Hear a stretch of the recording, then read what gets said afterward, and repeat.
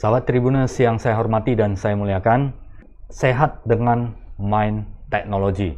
Live talk show di Facebook Tribun Medan, jam 11 ini, 1 jam ke depan, bersama Pak Fendian Sentosa, CHT MNLP, Marketing Director Makmur Bintang Plastindo, Co-founder Wise Trader Academy, Hipnoterapis klinis, dan Master Practitioner of NLP. Selamat pagi, Pak Fendian. Selalu kita pagi, selalu pagi, supaya tetap semangat. Iya. Apa kabarnya? Baik, Pak. Selamat pagi juga semua Tribuners ya. Ya. Senang sekali bisa berjumpa di sini, Pak. Oke, thank you ya. Thank you. Terima kasih kita bisa ngobrol di sini, bisa sharing-sharing. Nanti Pak Fendian akan cerita bagaimana pengaruh teknologi pikiran supaya kita bisa sehat dengan teknologi pikiran. Dan Pak Fendian ahlinya. Nah, kita akan ngobrol banyak, ngobrol santai supaya sesuatu yang bermanfaat bagi kita semuanya ya. Ya. Nah, ini menurut Pak Fendian itu cara pikirnya bagaimana ya? Saya ada membaca sebuah artikel. Itu dari Amerika ya. Amerika itu ada Dr. Joe Dispenza dan Bruce Lipton. Oh iya. Ya, itu dua itu Top itu. Topnya di bidang pikiran ya, bagaimana membuat pikiran yang positif ya sehingga menjadi lebih energi dan sebagainya. Salah satu yang dilakukan riset oleh Profesor Dr. Bruce Lipton ini adalah tentang bagaimana pengaruh pikiran positif terhadap kesehatan. Iya. Jadi katanya di dalam tubuh manusia itu sebenarnya sudah ada farmasi. Farmasi dia sebuah kita adalah sebuah mesin produksi pabrik obat yang akan menyembuhkan kita sendiri. Yes. Tanpa harus intervensi dari obat atau kita minum atau kita masukkan dari luar seperti itu. Dan kita sanggup untuk membuat seperti itu. Caranya adalah aktifasikan pikiran positif kita, maka energi kita akan dapat. Yeah. Kita akan menyembuhkan diri sendiri. Nah, sebagai pembukaan, apakah pikiran ini pengaruhnya sedemikian besar, Pak? Iya, benar, Pak. Kalau kita kutip dari Bruce Lipton dalam bukunya The Biology of Belief, Pak. Betul. Ini menarik sekali. Oke. Jadi di dalam buku itu konsepnya Bruce Lipton itu mengatakan bahwasannya tubuh kita itu sebenarnya adalah pabrik farmasi. Jadi hampir semua jenis hormon kimia itu bisa dihasilkan oleh tubuh. Oke. Caranya seperti apa? Cukup membayangkan dan merasakan, Pak. Kuncinya di merasakan. Merasakan. Setelah bayangkan, merasakan ya? Ya. Karena emosi itu harus bisa dirasakan sehingga apa? Begitu kita merasakan, Pak, otak melepaskan neurochemical. Oke. Hormon namanya bisa kita tahu kan? Hormon. Nah, Ya. kalau kita berpikir positif, bahagia, itu hormon-hormon yang dihasilkan hormon kebahagiaan namanya. The happiness hormone ya? Ya, dose endorfin, misalnya. Bukan dosa, Pak ya, dose. Dose ya? Dopamin, oksitosil, serotonin. Satu lagi yang apa ya? Endorfin. Endorfin, ya. Yeah. Jadi kalau kita berpikir positif, hormon-hormon kebahagiaan ini masuk ke dilepaskan oleh otak, masuk ke tubuh sehingga tubuh kita menjadi rileks, santai, organ-organ kita bekerja sempurna, peredaran darah kita lancar. Dan itu bisa menyembuhkan. Pasti membantu proses penyembuhan. Membantu lebih tepatnya. Ya. Karena gini, kalau selalu kita bicara mengenai penyakit, terutama kepada klien kalau datang ke terapi ke saya atau ke teman-teman ya yang terapis, kita selalu mengutamakan jika sakit fisik wajib utamanya ke dokter dulu. Iya. Wajib. Nah, kita sebagai hipnoterapis atau penyembuh kita bilang kan, kita tuh mensupport sebenarnya supaya pikirannya sesuai yang mendukung untuk penyembuhan dia. Ya, karena di buku itu juga dikatakan bahwasanya tingkat kepercayaan pasien terhadap figur penyembuh dan prosesnya itu berpengaruh sangat besar, Pak. Bisa 80-90%. Oke. Nah, apabila contoh pasien ini berpikir negatif, Pak. Oke. Itu akan mengaktifkan hormon-hormon stres. Itu kortisol, adrenalin, neoadrenalin. Jadi masuk kepada fight and flight response jadinya. Oke. Tubuh kan jadi tegang, Pak. Begitu hormon itu masuk ke dalam tubuh kita menjadi tegang, cemas, jantung berdetak kencang. Apabila terjadi dalam jangka waktu yang tertentu atau panjang, ini kan bisa merusak tubuh kita, Pak. Oke. Karena kalau hormon kortisol yang fight and flight hormon itu hanya kita akan mempertahankan diri ya, seperti itu ya. Ya. Survivor ya, Survivor. survivor, dan secara otomatis happiness untuk regenerasi sel itu tidak terjadi. Ya. Apakah demikian? Iya betul. Jadi Ya. ibaratnya Pak, kita ini kan kalau zaman dulu kan kita hidup di hutan Pak. Ya. Itu nenek moyang kita kan. Jadi kalau ada fungsi utama daripada pikiran itu sendiri adalah apa? Mempertahankan diri Pak, keselamatan hidup. Ya. Sehingga apa? Kita masuk ke mode fight and flight. Jadi mode fight and flight itu begitu masuk Pak, tubuh kita fokus mempertahankan dengan cara apa? Harus bersembunyi dong. Benar kan? Kalau binatang harus bersembunyi. Sehingga apa? Begitu bahayanya lewat, dia hidup. Nah, begitu dia di mode itu, Pak, paling simpel apa? Semua darah, Pak, itu akan berkumpul ke tubuh. Organ-organ penting. Untuk melindungi. Untuk melindungi keselamatan hidup. Jadi begitu, ini kenapa orang sering stres, sering gemuk itu, Pak. Darah itu masuk ke perut, sehingga proses penyerapannya menjadi terlalu bagus. Oke. Dan apa? Lemak itu dikumpulin, Pak. Ibaratnya Anda kan harus bersembunyi. Jadi proses tubuh itu menyerap lemaknya itu gila-gilaan jadinya. Untuk bertahan untuk jangka waktu yang lama. Iya. Oke, ingin sehat, ingin langsing, jangan stres lah. Iya. Jangan terlalu khawatir ya. Yes. Tapi hiduplah lebih bahagia dan lebih rasional. Iya. Pak Ad, apa yang dimaksud dengan teknologi pikiran, Pak? Jadi teknologi pikiran ini sebenarnya Pak ya, setua daripada budaya manusia itu sendiri. Oke. Kalau dulu itu namanya kita istilahnya kita di timur itu kekuatan pikiran, olah batin, kekuatan batin, dan lain-lain sebagainya. Iya. Tapi seiring dengan perkembangan zaman, Iya. teknologi kan update nih. Iya. Benar kan? Nah, ini para ilmuwan di barat melakukan riset banyak, terutama mengenai otak. Oke. Di riset itu apa sih pikiran itu? Oke. Tidak kelihatan tapi efeknya nyata. Dan Oke. diukurlah dari sana Pak, mulai gelombang otak itu. Oke. Ada alfa. Alat pengukur otak itu secara mesin namanya EEG ya kalau nggak salah. EEG betul. EEG. Dan itu terlihat jelas, itu ada grafik-grafiknya. Ya, gelombang otak. Nah. Jadi ada alfa, beta, alfa, theta, delta. Oke. Tujuannya untuk mengetahui teknologi pikiran apa ya? Supaya kita lebih happiness. Yes. Karena kan kita manusia ini salah satu anugerah yang diberikan Tuhan kan akal pikiran, Pak. Oke, masuk akal ya. Benar kan? Ya. Nah, bagaimana memanfaatkan? Tentu kita harus belajar what-nya dulu. Apa Oke, sih sebenarnya Oke. teknologi pikiran ini? Ya. Dan Ya itu berkembang sangat pesat di Amerika. Sangat Eropa, pesat, ya? Pak. Oke.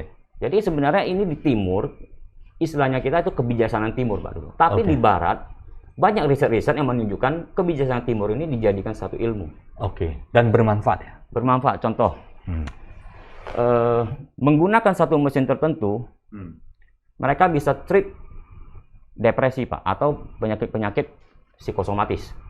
Jadi otak itu dipasangi oleh alat tertentu, EEG Oke. itu, dan Apa berikan yang gelombang dimaksud tertentu dengan di sana. psikosomatis? Mungkin bisa ceritakan sedikit Oh. kepada sahabat Tribuners ya. Psikosomatis itu maksudnya adalah sakit fisik yang kalau kita cek ke dokter itu tidak ada penyakitnya, Pak.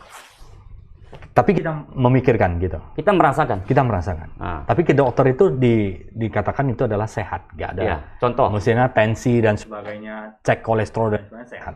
Nah, Tapi kita merasakan orang sakit. itu merasakan. Contoh. Oh, itu psikosomatis. Psikosomatis. Saya ambil Ya. contoh dari satu klien saya. Ya. Dia sudah mengalami gangguan, istilah kedokterannya saya nggak terlalu ingat ya. Tapi dia punya masalah begini. Selama 8 tahun itu dia punya masalah terhadap fungsi pembuangan urin. Oke. Jadi selama 8 itu sudah ganti obat 8 kali. Ya. 9 kali. Jadi setiap kali obat ada 8 macam obat, Pak. Dia Ya. selingi-selingi terus dalam jangka waktu tertentu. Dan ini sudah berlangsung selama 8 bulan. Ya. 8 tahun. Dicek dokter, fisik oke. Semua oke. Ya. Saluran urinnya itu bagaimana? Bagus, Pak. Oke. Datang ke terapi ke saya tanya dulu pertama, Anda sudah cek dokter belum? Saya bilang, sudah, Pak. Dan dokter menyatakan ini nggak ada masalah dengan fisik saya, Pak, katanya. Ya. Tapi saya tetap sulit untuk kencing, Pak, katanya. Buang air kecil. Jadi presurnya itu, Pak, sedikit keluarnya. Seperti Oke. orang yang terkena prostat begitu. Ya. Sedikit. Tapi sebenarnya sehat. Orangnya sehat. Oke. Hanya ini masalah dia, Pak. Oke. Nah, saya coba dengan teknik tertentu. Saya aktifkan, Pak. Coba sekarang saya lakukan tekniknya ya tadi, teknik tek, udah.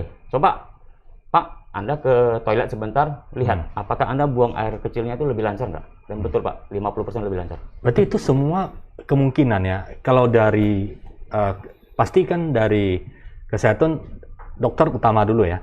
Yes. Dicek dulu dokter. Kalau dokter sudah set gak ada masalah, berarti ada masalah di pikirannya. Ya. Itulah yang bisa disembuhkan dengan teknologi pikiran. Ya. Juga bukan hanya fisik sebenarnya. Seperti yang dikatakan Bruce Lipton itu Pak, begitu kita berpikir sesuatu, tubuh itu kan menghasilkan hormon tertentu Pak, dan itu direspon oleh tubuh kita. Jadi sebenarnya tubuh dan pikiran itu tidak terpisah, tapi kerjanya bersinergi. Oke. Jadi kedua-duanya harus baik ya. Ya. Dari segi fungsi tubuhnya harus baik. Pola makan, pola hidup, olahraga. Dan pikirannya juga harus baik dan ya, kita supaya nanti lah. bisa support ke sana ya. Yes. Oke. Bagaimana cara kerja pikiran, Pak Bandian? Nah, yang menurut Bapak pelajari sebagai apa ya, yang sudah certified di tentang terapi ini. Oh. Kalau mengenai pikiran Pak, cara kerjanya gini. Pikiran itu mulai terbentuk pada saat apa? Bukan pada saat manusia lahir sebenarnya. Tapi pada saat sel telur dengan sel sperma ini bertemu. Okay. Begitu terjadi pembuahan ini, disitulah timbul namanya kesadaran, Pak. Oke. Nah, kesadaran itu ini dimulai dari pada saat pembuahan. Yes. Sangat awal sekali ya. Iya, Pak. Itu sudah terjadi pikiran. Itu pembuktiannya dari mana ya? Maksudnya ada yang riset. Ya. Oke. Dan ini saya gunakan salah satu teori daripada yang saya pelajari dari AGW Gunawan Institute. Oke. Ya. Nah, jadi pikiran ini spesifiknya apa? Pikiran bawah sadar, Pak. Oke. Pikiran bawah sadar dan pikiran sadar ya? Pada saat itu belum. Oke. Jadi pikiran sadar ini muncul pada saat mulai usia 12 tahun akhir balik. Oke. Pikiran sadar itu mulai 12 tahun ya? Ya. Jadi selama dari masih di dalam kandungan sampai ke umur 12 tahun itu adalah masih aktif pikiran bawah sadar yang ngaruhnya karena besar. Fungsinya begini, Pak. Bagaimana janin itu bisa tumbuh kembang? Bagaimana begitu lahir bayi itu begitu lapar dia tahu untuk menangis. Oke. Itu auto program semua ya? Auto program di dalam, termasuk sistem kerja tubuh, intuisi, emosi semua di sana, Pak. Dan begitu dia lahir kan mulai pola asuh. Dan itulah yang diprogram sebenarnya. Sehingga apa? Itu menjadi habit, kebiasaan kita, perilaku, apa yang penting menurut kita, memori jangka panjang, semua di pikiran bawah sadar, Pak. Iya, oke. Nah, begitu dia di usia menginjak 12 tahun, dari situ mulai akhir balik pikiran sadar muncul. Jadi fungsi pikiran sadar itu apa? Sebenarnya nggak banyak, Pak. Berpikir rasional. Ya. Logis tidak logis. Memori jangka pendek. Ya. Nah, faktor kritis. Nah, itu. Faktor kritis apa? Maksudnya yang dikatakan faktor kritis. Faktor kritis itu maksudnya apa?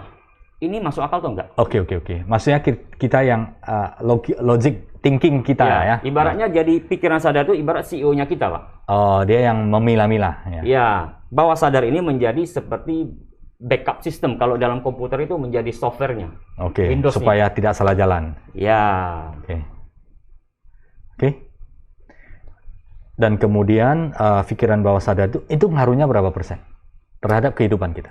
Kalau menurut riset, menurut kami ya, riset yang kami pelajari, itu 95 sampai 99%. Itu ngaruhnya terhadap kehidupannya. Yes. Jadi artinya kalau ingin produktif, ingin sehat dan sebagainya, ingin maksimal, kalau ngaruhnya 95 sampai 98%, artinya di dalam pikiran bawah sadar ini harus benar-benar baik sekali ya. Pak. Rawat, manajemen dengan baik dan sebagainya. Karena seperti gini, Pak. Kalau kita tidak mempelajari ilmu-ilmu seperti teknologi pikiran itu, kita ibaratnya itu hidup seperti autopilot, Pak. Benar kan? Kita itu dari kecil diprogram orang tua. Kita nggak pernah tanya kan, kenapa kita harus agama A, kenapa kita sukanya ini, kenapa kita harus jadi pengusaha atau jadi manajer. Itu kan auto semua sebenarnya, Pak. Benar kan? Dari hasil programming ini dari orang tua kan. Lingkungan sekolah semua. Dan itu yang menjadi basis datanya kita berpikir bertindak berdasarkan itu. Jadi kita auto respon jadinya, Pak. Berarti kalau orang mau sehat, pikiran bawah sadar ini ngaruhnya kan ke pikiran sadar juga. Jadi program-program yang pikiran bawah sadar ini harus berkualitas, harus bagus, harus memiliki saya katakan adalah ingredients yang terbaik. Informasi data-data yang bagus dimasukkan. Ya, jangan yang jelek ya. Kalau jelek dia pasti akan proses jelek. Bagus pasti akan proses bagus ya ke depannya. Akan mendukung kesuksesan dan kesehatan seseorang. Nah, bagaimana cara membangun supaya pikiran itu bagus?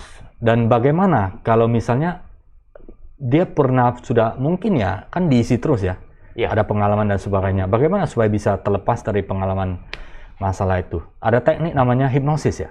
Mungkin Pak Svendian bisa cerita. Kalau yang namanya hipnosisnya sebenarnya itu satu kondisi pikiran, Pak. Kalau pengertian daripada saya ambil kutip dari Departemen Pendidikan Amerika Serikat, arti hipnosis itu adalah penembusan faktor kritis pikiran sadar disertai dengan diterimanya suatu ide. Secara umum atau secara legalnya pengertian ini. Nah, tapi kalau simpelnya seperti apa kondisi hipnosis itu, Pak? Kondisi pikiran rileks dan terpusat. Dan itu bisa mengaktifkan pikiran bawah sadar lebih kuat ya? Kalau kondisi hipnosis ya? Jadi dia mengamplify. Jadi kondisi hipnosis ini bukan kondisi yang harus kita trigger dengan khusus, Pak. Seperti misalnya, Pak, kita sering lihat kan tidur. Itu benar itu. Itu caranya bagaimana? Tak gitu, sak gitu ya kan. Itu namanya Pak kalau bicara yang itu ya, itu sebenarnya kan hipnostik. Hipnosis untuk hiburan. Beda ya Pak ya. Beda untuk penyembuhan. Beda untuk supaya kita lebih sehat. Beda. Itu ya. Itu untuk hiburan ya. Saya nggak mau bahas terlalu banyak. Oke. Ini yang untuk kesehatan ya. Untuk kesehatan. Jadi kondisi hipnosis itu sebenarnya simpelnya begini Pak. Sering nggak kita kalau nonton bola? Ya. Kalau si Ronaldo misalnya cetak gol, kita itu melompat bahagia. Sekarang lagi di MU dia. Ya, makanya happy gitu. Kedua Pak, sering nggak kita kalau kehilangan barang, handphone atau kunci, barang itu di depan, tapi kita nggak kelihatan.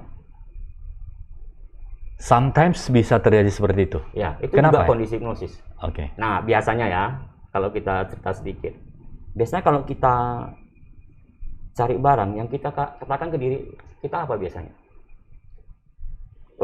Kuncinya kok nggak kelihatan ya? Karena kita begitu masuk ke kondisi hipnosis, pikiran itu menerima satu ide itu di-amplify efeknya, Pak. Kenapa? Pikiran bawah sadar kalau menerima satu informasi atau sugesti itu bersifat lateral, Pak. Jadi, satu arti, dia tidak jamak.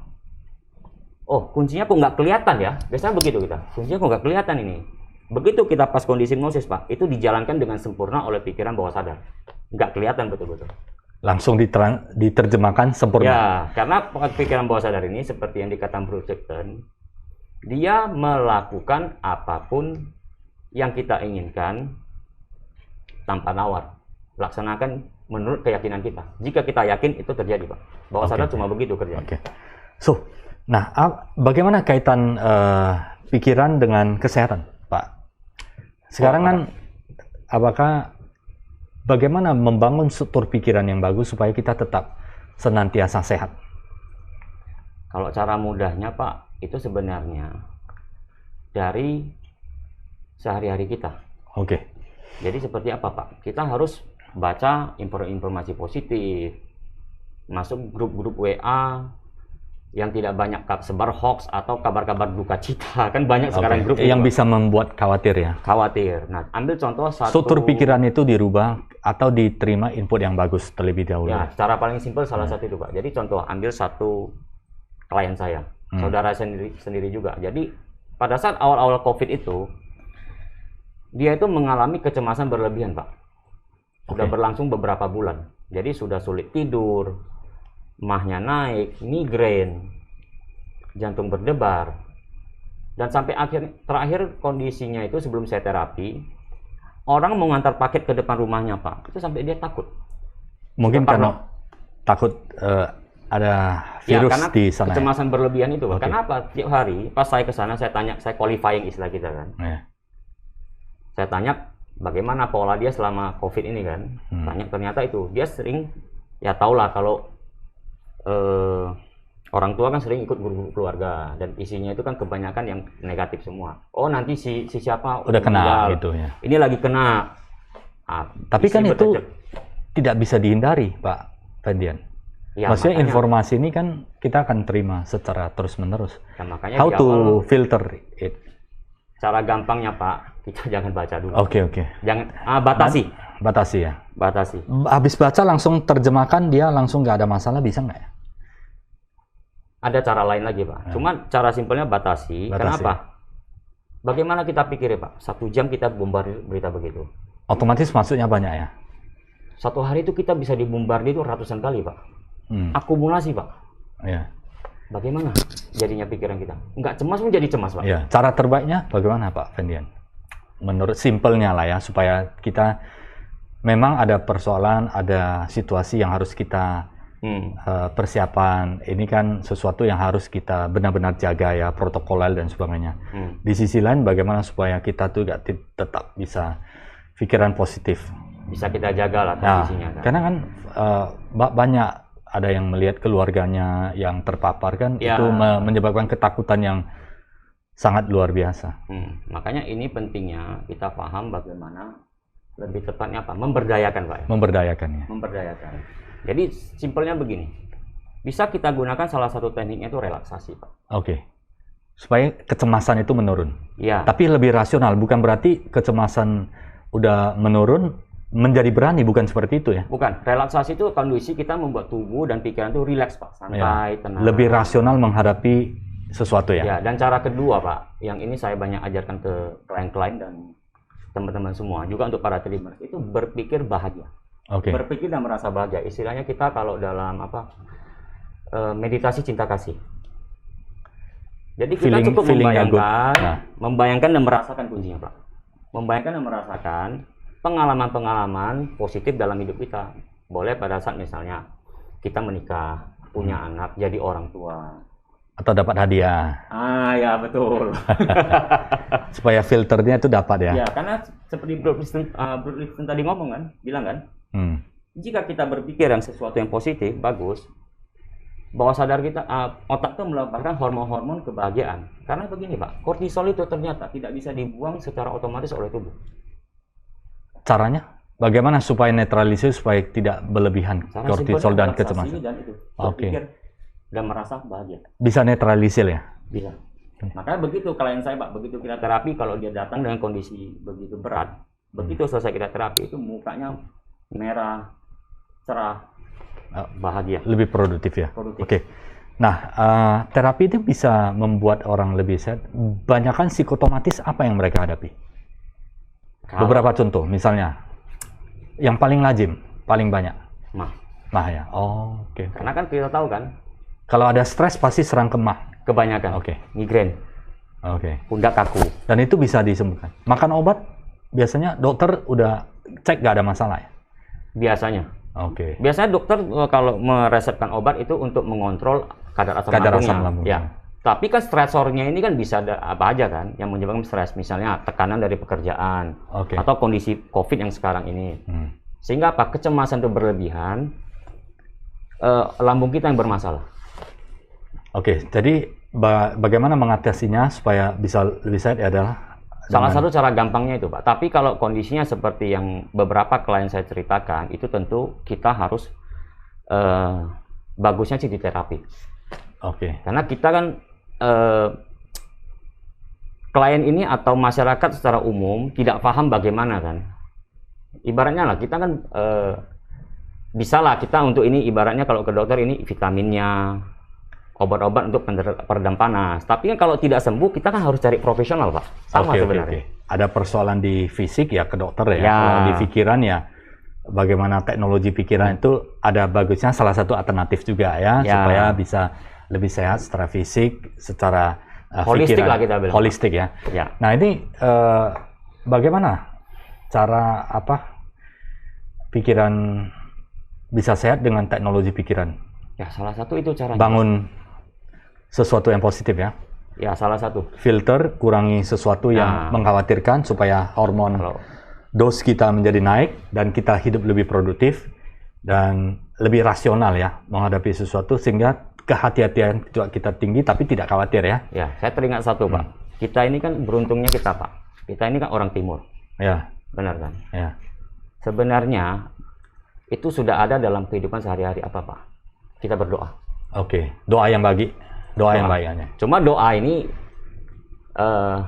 jangan banyak mengeluh. Oke. Kita bersyukur, kusyuk istilahnya Pak kita. Doanya kusyuk, kita meditasinya kusyuk, fokus. Dan itu akan membantu ya? Iya. Makanya banyak kadang-kadang orang yang sudah sakit fisik yang berat, begitu dia masuk melakukan relaksasi atau bersyukur, biasanya akan meringankan. Ya, malah kadang-kadang bisa sembuh. Oke. Karena betulan sakit secara psikosomatisnya itu hilang, Pak. Oke. Pak Fendian, di mana kita bisa belajar tentang teknologi pikiran? Di Indonesia? Kalau di Indonesia belajar dengan siapa? Kalau atau saya ada institusinya? Kalau saya belajar ke Adiwe Gunawan Institute. Oke. Yang pengajar itu guru saya, Pak. Dr. Adiwe Gunawan. Oke. Dan CCH. biasanya berapa lama ya untuk mempelajari ini? Kalau sertifikasi untuk menjadi seorang terapis itu butuh waktu 10 hari. 10 hari. Full day, 10 hari secara maraton ya. 12 jam. Apa yang dipelajari di dalamnya, Pak? Oh, di dalam belajarin Pak, kita bagaimana cara kerja pikiran, teori-teorinya, teknik-teknik untuk menghandle trauma-trauma berat sampai ringan semua. Oke.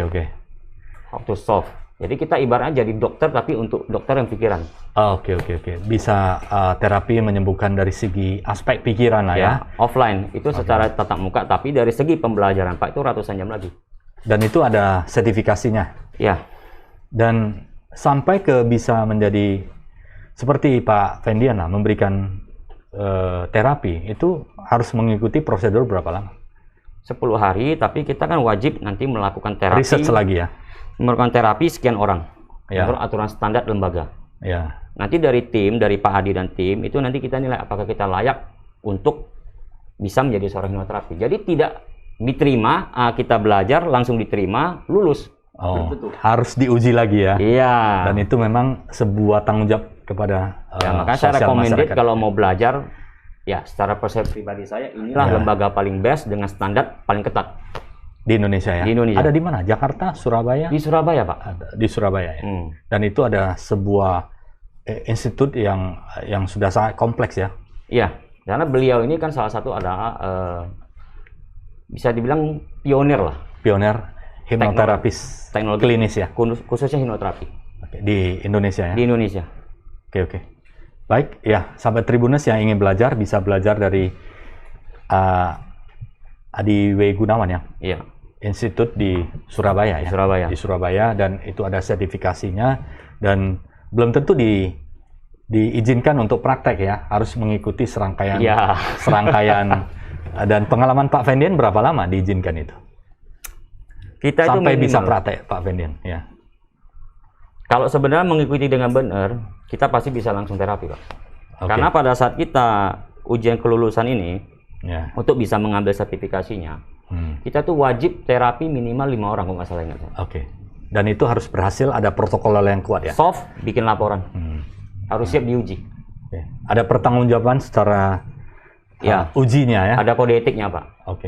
Maka kita tahu do and don't-nya jangan apa. Itu betul-betul Pak, berat itu. Nggak sembarangan. Karena gini, yang kita mainkan itu adalah pikiran manusia Pak. Begitu kita salah menggunakan diksi atau kata-kata, dan itu terjadi ketika orang pada kondisi hipnosis yang dalam, itu bisa menyebabkan sesuatu yang sangat berbahaya Pak. Bisa efeknya lebih negatif ya daripada positifnya ya. Contoh gini, kalau kita yang paling simpel fobia lah biasanya orang tahu kan. Sembuhkan fobia bisa, takut kecoa, takut ular, takut serigala. Bisa ya? Takut hantu juga bisa. Oh iya. Cuma yang susah takut istri Pak itu. Sama takut miskin Pak. Oh iya. Itu fobia yang bagus Pak. Takut miskin. Oke. Itu jangan dibuang lah ya. Jangan buang. Bagus itu. Takut istri juga jangan. Jangan ya. Demi kebaikan bersama. Ada yang kontrol ya. Demi kebaikan bersama. Oke. Jadi follow fobia cepat Pak. Kalau sekarang saya lakukan tuh nggak sampai 10 menit. Udah bisa ya? Misalnya, tapi yang kadang 5-10 menit Pak, nggak lama. Itu bisa sembuh ya? Sembuh dan biasanya permanen. Permanen ya? Itu nggak akan kambuh lagi? Nggak. Karena kita ada di langkah satu teknik itu tahap, kita memastikan agar trauma fobianya ini tidak muncul lagi ke depan. Tidak ditarik Ada lagi ya? post-testnya lah. Ada post-testnya? Ya, karena pikiran itu tidak bisa membedakan antara imajinasi dengan kenyataan. Dengan realita, ya betul. Caranya gampang sih kalau mau tahu. Supaya juga ini sebagai tips untuk teman-teman ya, Tribuners ya. Ya. Kita pikirin aja, misalnya kita takut kecoak, Ya. ya. Ya. Kita bayangkan kecoak aja itu tubuh kita pasti langsung bereaksi tuh. Semacam ada ketakutan ya? Ya. Oke. Itu bereaksi. Begitu kita terapi selesai, Pak, emosi negatifnya sudah kita selesaikan semua. Kita bayangkan lagi, sudah tidak ada? Nggak ada. Itu ada satu... Malah kita suruh bayangkan, suruh dia pegang lagi, Pak. Oke. Secara garis besar, Pak, cara kerjanya seperti apa?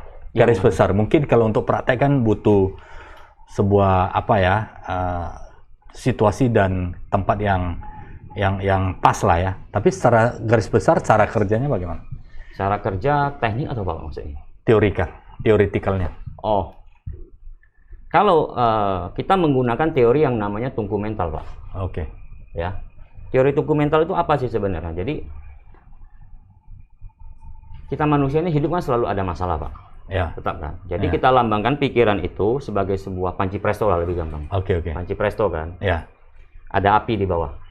Nah, api ini kan hidup terus. Ibarat masalah tetap ada dong. Ya. Hanya panci presto ini tetap ibarat pikiran, tetap sehat. Bagaimana? Uapnya harus bisa keluar. Ya. Itu normal. Oke.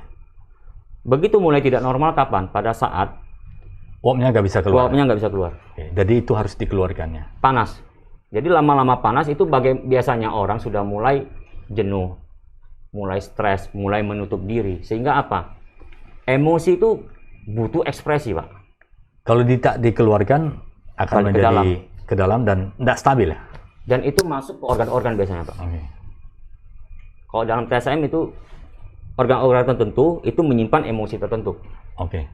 Dan itu masuk ke sana sehingga apa? Emosi negatif apapun yang tinggal di organ itu akan mengganggu kerja fungsi organ tersebut. Sehingga merasalah ketidaknyamanan itu ya. Ya, Itu Contoh itu harus tadi. dikeluarkan ya. harus dikeluarkan. Oke, untuk terapi dengan misalnya ada yang kepengen menghilangkan fobia dan untuk mengurangi kekhawatiran. Bagaimana cari Pak Fendian? Bisa dihubungi di mana? Mungkin ada yang mau konsultasi gitu. Bisa di Instagram saya atau di Facebook saya, Pak. IG Fendian Sentosa ya. Fendian Sentosa. Ya, mudah-mudahan bisa membantu sahabat Ya, Tribuners yang hanya ingin. pada saat kondisi COVID sekarang ini, kita kan tidak melakukan terapi secara offline. Ya. Jadi sekarang kita buka layanan secara online. Dan itu efektif ya, Pak. Efektif, tapi lihat masalah, Pak ya. Kalau masalah-masalah yang berat, seperti trauma berat, kita juga harus menggunakan hipnoterapi. Oke. Jadi silakan konsultasi dulu lah ya. Mungkin Ya, ada sesuatu yang bermanfaat, tetapi tipsnya adalah jaga pikiran kita supaya tetap positif. Hormon of happiness itu tetap kita perbanyak ya. Yang kekhawatiran kortisol dan adrenalin kita kurangi supaya nanti hidup kita lebih sehat dan kita bisa lebih produktif ya. pikiran. Karena apa? Obat yang paling manjur kan orang berapa? Hati yang gembira, Pak. Hati yang gembira ya. Selalulah gembira walaupun kita menghadapi berbagai persoalan kesulitan, tetapi yakin dan percaya kita akan dapat melewati hal tersebut Karena dengan kalau enggak cepat. gini, Pak. Ya. Tapi kalau teori yang tungku presto itu Ya. masuk ke dalam organ tadi. Ya. Pikiran bawah sadar salah satu fungsinya itu adalah proteksi kan, Pak. Ya. Agar emosi negatif ini tidak merusak keseimbangan psikis ini, dibuatlah pecahan-pecahan, Pak. Jadi mulai retak panci presto ini. Ya. Retakan-retakan itulah yang kita bilang sebagai simptom. Oke. Mahla, migrain, pundak kaku, kaki dingin, tangan dingin. Nah itu Sebenarnya bisa bagus dikeluarkan energi buang, ini nggak perlu retak ya. sebenarnya. Karena Hanya apa? disalurkan. Kalau dia sistem emosi negatif ini, Pak, masuk terus dan tidak dikeluarkan dengan jalur seperti itu, atau melalui perilaku dia menjadi marah-marah, mood swing, itu juga termasuk. Ya. Itu cuma bisa dua, Pak. Tidak gila, bunuh diri. Oh. Hati-hati ya, tapi usahakan keluarkan energi yang negatif, jangan terlalu disimpan-simpan ya. Hiduplah dengan atau cara gampang, Pak, dari guru bahagia, saya kemarin juga Bundang Bu Inggit kan ada kan, ya. yang the hard teknik, itu boleh. Itu Pak. juga sangat bagus ya. Sangat bagus, Pak. Ya. Sangat bagus. Ya, pikiran ini untuk hidup tubuh yang sehat mulailah dengan pikiran yang sehat ya. Benar. Pak Fendian, tips untuk Tribuners. Tips ya? Ya. Untuk supaya lebih happy, lebih sehat. Banyak baca-baca berita positif dari Tribun, media Tribun. Ya. Berpikir dan merasa positif. Kita memikirkan bukannya pikiran, tapi harus feeling good ya. Feeling good. Ya. Feel good. Jadi bukan berpikir, tapi merasa. Karena bisa saja orang itu berpikir, oh saya berpikir positif Pak, tapi dia ekspresinya, iya Pak, saya berpikir positif Pak. Tapi bahasa tubuhnya tidak menunjukkan demikian ya. Benar. Harus emosinya harus naik Pak, dirasakan. Oh I'm feeling good, saya feeling happy. Ya, kayak begini Pak. Ini kebetulan happy baru. Oke. Selalu happy Pak. Ya. Jadi itu asal ada bicara happy. Ya. Oke. Minum kopi juga Pak ya. Minum kopi juga ya. Happy, gitu. Jadi mulai dari pikiran yang happy, yang sehat, yang produktif, kurangi yang mengkhawatirkan. Tentunya kita tetap waspada ya. Jangan happy terus semua bisa, tapi tidak ada perhitungan. Tetap lebih waspada dan feeling good. Rasakan bahasa tubuh kita. Ya. Dengan demikian kita akan hidup lebih sehat, tetapi dengan tetap menjaga ya protokol kesehatan dan sebagainya. Ya, prokes harus loh. Prokes ya, kehidupan yang sehat harus kita jaga. Semoga pembicaraan tentang teknologi pikiran ini bermanfaat bagi sahabat dan bisnis dan Tribunnya semuanya. Dan terima kasih Pak Fendian sudah sharing. Ya, terima kasih juga Pak sudah beri kesempatan berbicara di sini. Ya, thank you. Semoga bermanfaat untuk para Tribuners juga lah. Ya, thank you ya Pak Fendian. Ya. Semoga terus memberikan yang terbaik kepada yang ingin terapi dan menyembuhkan banyak orang tentunya di bidang pikirannya.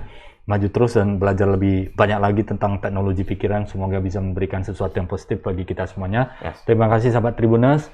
Semoga bermanfaat bagi sahabat Tribuners. Sehat selalu untuk kita semuanya. Terima kasih. Yuk.